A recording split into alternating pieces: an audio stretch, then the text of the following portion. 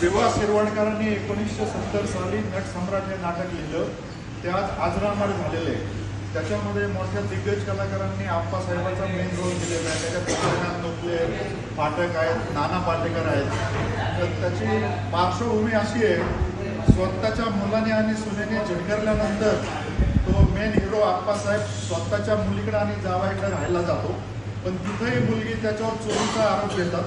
आणि मग असं झाल्यावर तो रात्रीचं एक घराबाहेर पडतात, दोघं नवरा बायको, आणि गावोगाव जंगल वगैरे फिरत राहतात. बायको नंतर मरून जाते म्हणजे त्या बाहेरच्या वातावरणामध्ये.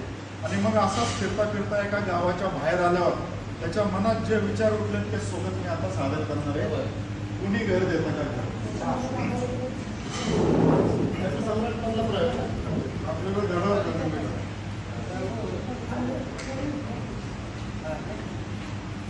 कोणी घर देतं का घर? एका तुफानाला कोणी घर देता का घर?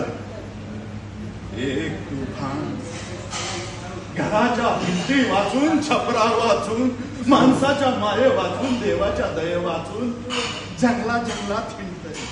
जिथून कुणी उठवणार नाही अशी जागा हिंडतय.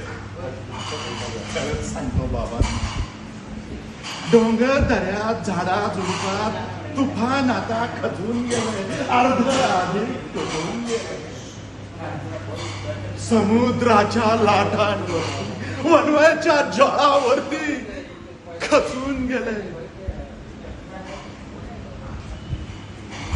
झेप झुंजा घेत घेत अर्ध अधिक तुटून गेले.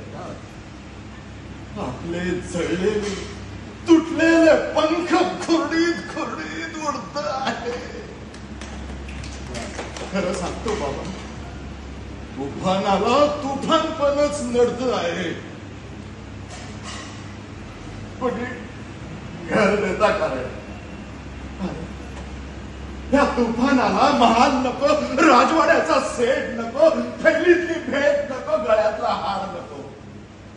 फक्त हवी एक लहानशी खोली, पंख मिटून पडण्यासाठी.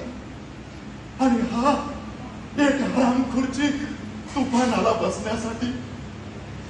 आणि विसरू नका बाबांनो, एक तुळशी वृंदावन मागच्या दारात सरकारांसाठी.